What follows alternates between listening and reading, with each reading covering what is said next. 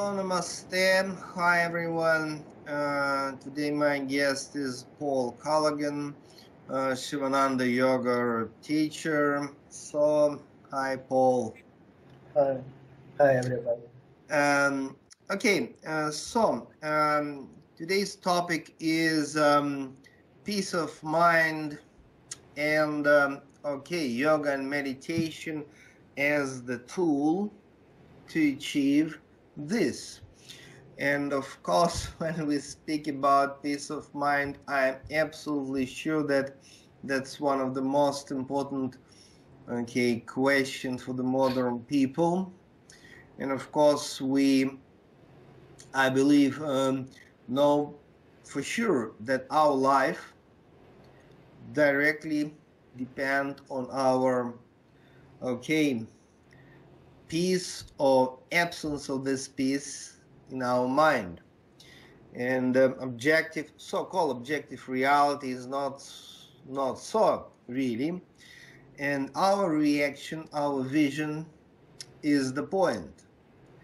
I mean, if something happened, as you know pretty well, different people may react differently, and it's like, well, right now you have extremely hot weather in Brooklyn.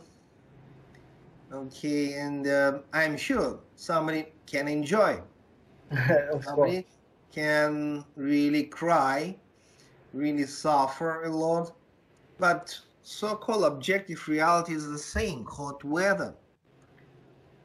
Of course, that's a very simple example, but we have so many events which just happen, and our reaction is pretty much different. And the basic for our reaction is almost actually peace of mind. Then we can stay here now, very famous, stay here now. But what does it mean here now? It means, first of all, we have to achieve peace of mind. So, what can you say?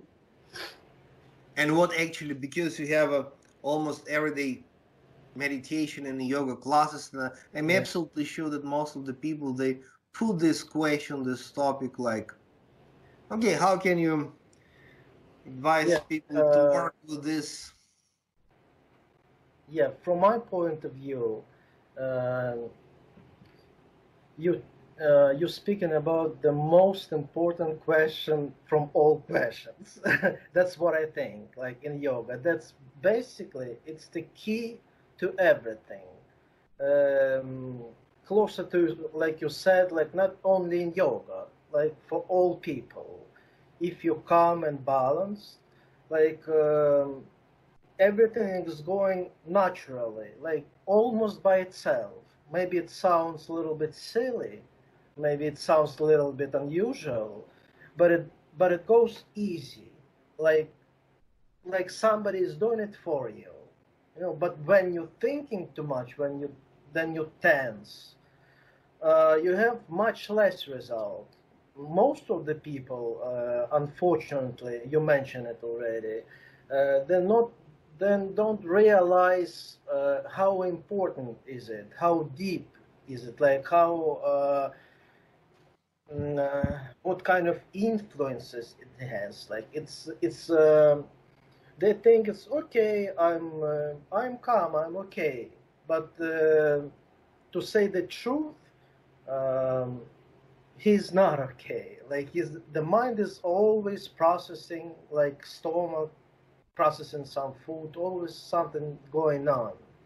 And yeah, for today, it's like epidemic thing. It's not only in the big cities even.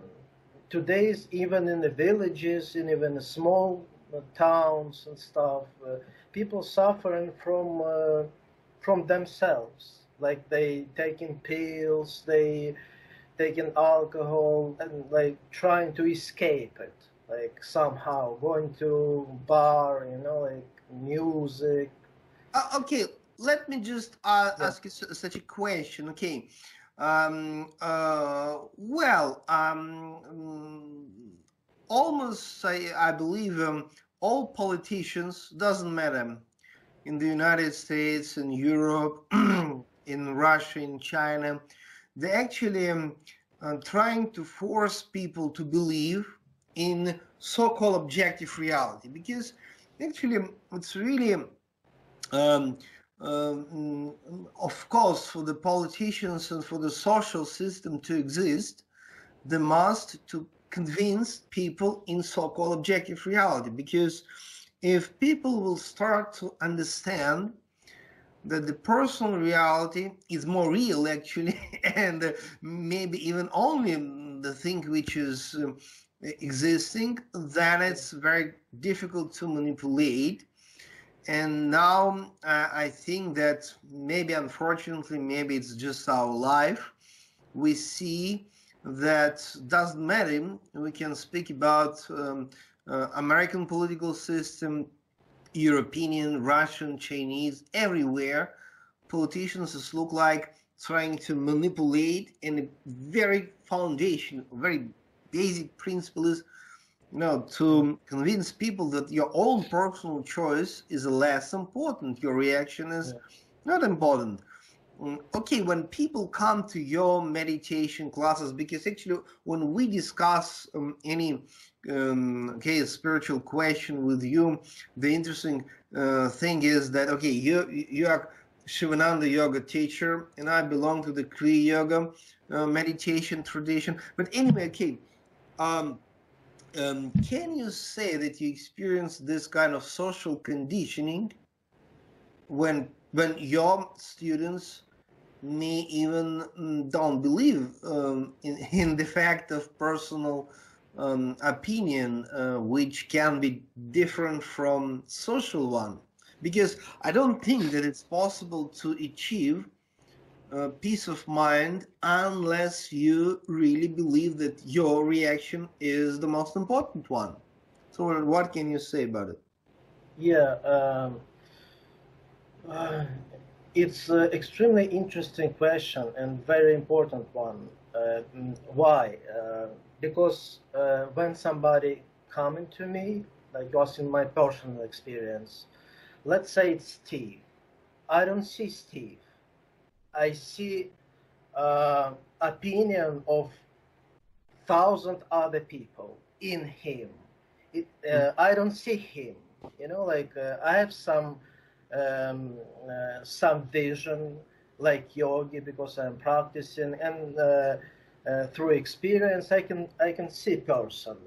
But it's very difficult to find actually Steve, to connect with Steve. Like it takes me sometimes a month, 2, 3, sometimes a few minutes, but it's not often. Usually it takes time, like maybe 10 classes of meditation where I'm meditating with Steve, not with other politicians, his relatives.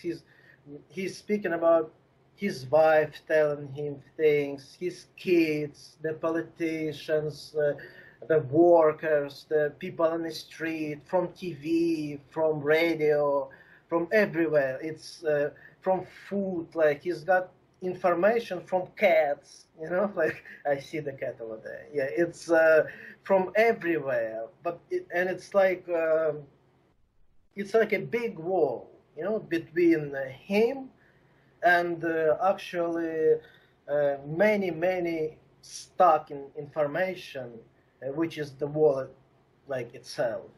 I mean, okay, now you're mentioning about really interesting thing that really Steve is in front of you, but okay, spiritually, psychologically, there is not any Steve, but a bunch of conditioning.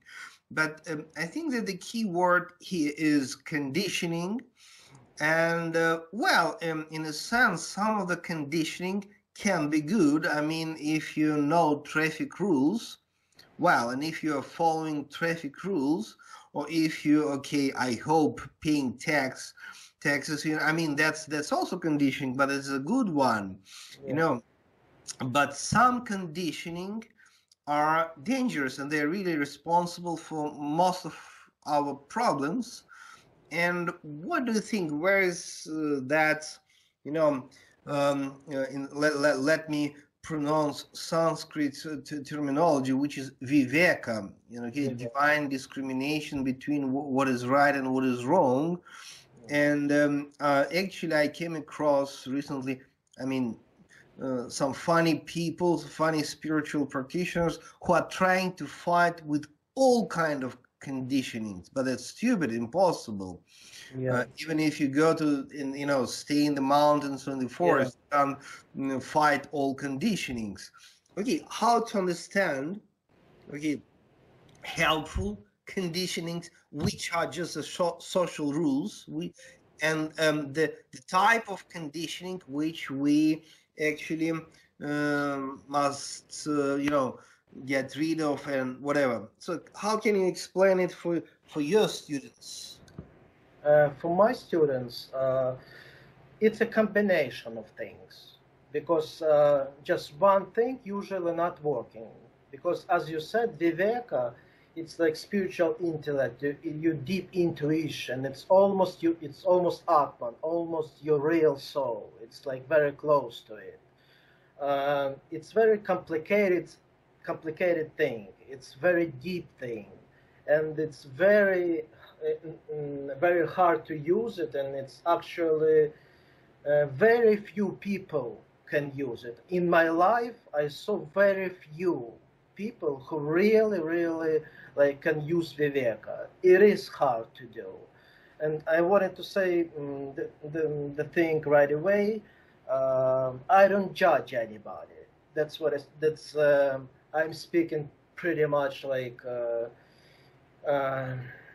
Little bit hyper even, but it doesn't mean I'm judging the person.